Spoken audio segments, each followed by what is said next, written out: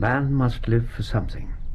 If it is not for your embrace, my lady, then it shall surely be for your undoing and my complete revenge. You observe how it suddenly changes to the first person. I suppose the author was so carried away by his own story that he imagined himself in the hero's place. Yes, well, we shall see. Now, if you'll excuse us, Mrs. Maberly. Off already, Mr. Holmes? There's nothing further for me to do here. Now the case is in such excellent hands, Inspector. By the way, Mrs. Maberly, didn't you say you wanted to travel? That has always been my dream. And where would you go? Cairo, Madeira, the Riviera? If I had the money, I would go round the world. Yes, quite so. Well, goodbye for the present. I shall be in touch very shortly. Goodbye, Mrs. Maberly. Goodbye, gentlemen, and I do thank you for all your help. Come, Watson. A brisk walk to the station, and we should catch the midday train back to town. Strange sort of character, that, Mr. Holmes. Strange? Oh, very. These clever fellows are all the same. So precise and methodical, but there's a touch of madness in their methods. Cheer up, Watson. We're on our way. The last lap of our journey. The last lap? But... Oh, yeah, certainly. We must clear this matter up once and for all. It'll be as well if you come with me. It's safer to have a witness present when you're dealing with a lady like Isadora Klein. Oh, really? And who is Isadora Klein? You're about to meet her. In fact, we shall enlist another witness. My friend, Clarence Gable. I shall call at his club en route to collect him. No, no, no. I won't do it. I positively refuse. You must accompany us. Your presence will be vital. Look, it is out of the question. You know very well I never meet strangers. I never go anywhere. I never leave the club. I insist upon hush. This is an outrage. For once, my dear chap, you must make an exception to your rule. Never. I refuse. Absolutely. I see. Tell me, do you recollect that unfortunate incident in the lower fourth dormitory involving a blacking brush and a Welsh rarebit? You wouldn't. You swore you'd never tell a soul. That's because you and I are old friends, and old friends help one another, just as you are going to help me now. But why should I? Because I say so, and because it'll be worth your while. Very worthwhile indeed. I shall complain to the secretary. In writing. Don't trouble yourself, my dear sir. We're just leaving. Fetch your hat and coat, old man. There's a cab waiting at the door. Oh, right. My old friend, Clarence Gable, my dear friend and colleague, Dr. Watson. How do you do, sir? How do you do? I take it you understand the whole sad story now, Watson? I'm sorry, no, I can't say I do. I gather we're on our way to visit the lady behind all this mischief. Exactly. The Senora Isadora Klein, presently residing in one of the best houses in Belgravia. Yes, but who is she? But that's amazing. Does the name convey nothing to you? Nothing whatever. But she's one of the most celebrated beauties in the world. Well, at any rate, she was. There was never another to touch her. She's pure Spanish, the real blood of the conquistadors, and her people have been leaders in Pernambuco for generations. You did say Klein. You omitted to mention her husband. Oh, yes, she married, practically from the schoolroom, the aged German sugar king, Johannes Klein, and presently found herself the richest as well as the loveliest widow on earth. Then there was an interval of adventure during which she followed her own tastes. She took several lovers. Among them, the unfortunate Douglas Maberly. One of the handsomest young men in London. He fell passionately in love, but to her he was no more than a caprice. She is the belle dame sans merci. When her fancy is satisfied, the matter's at an end, and if her partner refuses to accept the inevitable, she brings it home to him swiftly and cruelly. So the story he wrote was his own story. You're piecing it together. I knew you would. And now, I hear, she's about to marry the Duke of Lomond. Ah. Despite the fact he's young enough to pass as her son, because of the lady's fortune, Lomond's mamma might be persuaded to overlook the difference in age. But a major scandal would be another matter. And that is why we... Belgrave Square, at last.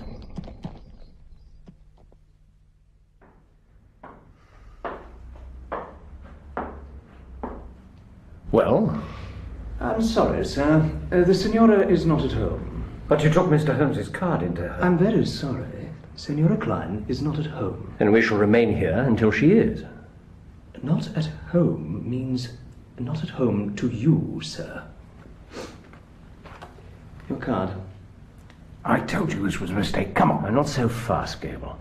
Here, let me scribble a few words on the back of this.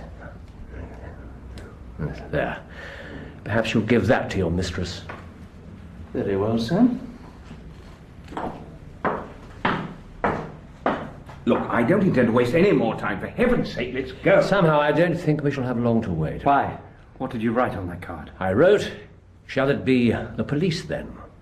They ought to pass us in, I fancy. I say, that's a bit strong, isn't it? In this situation, strong measures are called for. This looks rather more promising.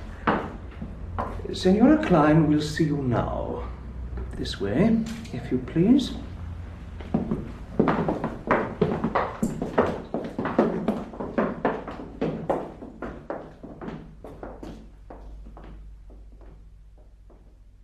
Please be seated, gentlemen. The Signora will be with you in a moment. Good Lord. Oriental carpets, exotic perfumes, hanging draperies. Phew, it's like something out of the Arabian Nights. The lamps are so heavily shaded. The place is full of shadows. At a certain time of life, even the proudest beauty finds the half-light comforting. Not so loud. I thought so. Good evening, Signora. Mr. Sherlock Holmes? What is the meaning of this intrusion, this insulting message? Allow me to introduce Dr. Watson and my advisor, Mr. Gable, who will know the best way to proceed in this matter. Please, explain yourself. Surely it needs no explanation. I've every respect for your intelligence, madam, though I have to say that your intelligence has been rather less than perfect of late. What do you mean by that? Well, you assume that your hired villains would frighten me from my work, though in fact it was your over-anxiety that led me to examine the case. I have no idea what you're talking about. What have I to do with any hired villains? Alas, it seems I've overrated your intelligence. Good day, madam. Stop! Where are you going? To Scotland Yard. Come, my friends. Wait! Sit down, please, and let us talk. I feel I may be frank with you, Mr. Holmes. Already I sense that I can treat you as a friend. I cannot promise to return the compliment. However, I'm ready to listen to what you have to say and then decide what's to be done. No doubt it was foolish of me to threaten a brave man like yourself. What was really foolish, madam, was to place yourself in the power of a band of thugs who will probably blackmail you and will certainly betray you sooner or later. Oh, no. Now you are underrating me. I am not so simple.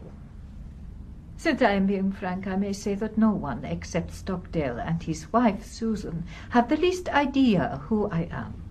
As to them, well, it is not the first time that we have done business together. I see. You've tested them before. They are good hounds. They run silently. Such hounds have a way of biting the hand that feeds them, and the police are already on their trail. They'll be arrested for burglary. They will take what is coming to them. That is what they are paid for. I shall not be involved in this matter. Unless I bring you into it. Oh, you would never do that. I tell you this in confidence, and you are a gentleman. So, well, if we're to be on those terms, in the first place, you must return the manuscript. You have it here, of course. Yes, it is here, inside that bronze coffer beside the hearth. Watson, would you be so good? Yes, certainly. Is there a key? It is not locked. There is nothing here but a mass of burnt paper, illegible scraps and blackened ash. You've been playing with fire, madam. And that seals your fate. Though I'm sure you will not be so hard on me. Shall I tell you the whole story? I imagine I could probably tell it to you. No. But you must see it from my point of view, the point of view of a woman about to be ruined. Can you blame me if I choose to protect myself? Yes, if the original sin were yours. Oh, I admit it. Douglas was a darling boy, but he could not fit into my plans. He wanted marriage. Marriage, Mr. Holmes. In his infatuation, he actually imagined that I might tie myself to a penniless commoner. It was unthinkable. And I had to make him realize that. By hiring ruffians to beat him right under the windows of your palazzo in Rome. You do indeed seem to know everything. Well, it's true. But I had to watch. I had to make certain that my orders were carried out. I'm afraid Stockdale's friends were a little rough with Douglas, but it was the only way to end it. And even after that, he would not leave me in peace. What did he do? He wrote a disgusting book, giving his account of the story. I was the wolf. He was the lamb. Of course it was under different names, but everyone in London would have recognized me. What do you say to that, Mr. Holmes? I would say that he was within his rights. Oh, but he made 2 copies of the manuscript. One he sent to torture me. The other he kept. To be published, he said. Then came his sudden death. Sudden and unforeseen. But as long as that second manuscript remained in the world, there could never be any peace for me. I realized it must be in his effects, the luggage that was sent back from Rome to his mother. So you set the gang to work. One of them got into Mrs. Maberly's house as a servant. I wanted to do the thing honestly. I was ready to buy the house and everything in it. I would have paid any price she asked. I only resorted to other methods when all else failed. What else could I do with my whole life at stake? What else, indeed? Oh, well. It seems that I shall have to compound a felony, as usual. Oh, surely. Tell me, Signora, how much does it cost to go round the world these days in first-class style? Why do you ask such a question? Well, could it be done on £5,000? Yes, I should imagine so. Very well. Do you have a checkbook? Yes, in my desk, but I do not... Perhaps you'll oblige me by writing out a cheque made payable to Sherlock Holmes for the sum of £5,000. I take it you agree to this proposition. If you say so, I don't care. £5,000, you say? If you please. Tomorrow morning it will give me great pleasure to pass the money on to Douglas Maberly's mother. But Holmes, wouldn't it be simpler if the cheque were made out to Mrs. Maberly directly? Oh, certainly. But if the good lady knew where the money came from, I fancy she might refuse to accept it. Ah. You see, madam, Mrs. Maberly has set her heart on an extended holiday abroad, and I think you owe her a change of air. Don't you agree? If you say so. There you are. Thank you.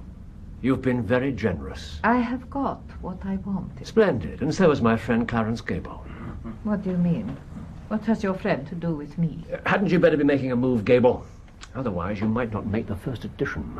Oh, yes, certainly. I wouldn't miss this story for the world. Farewell, Holmes. Au revoir, Doctor.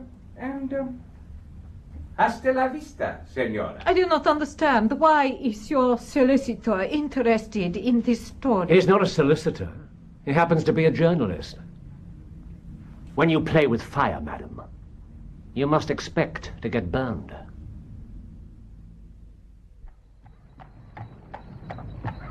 You say Gable is some sort of journalist? As a school, he was always called Great Gable on account of his height. I think that's how he got the idea for his pen name. A nearby eminence in Westmoreland. Langdale Pike, of course. Good Lord. When tomorrow's Globe appears, I should think the Senora might follow Mrs. Maberly's example and seek a change of air. Yes. I don't think she'll ever be the Duchess of Lomond now. Do you?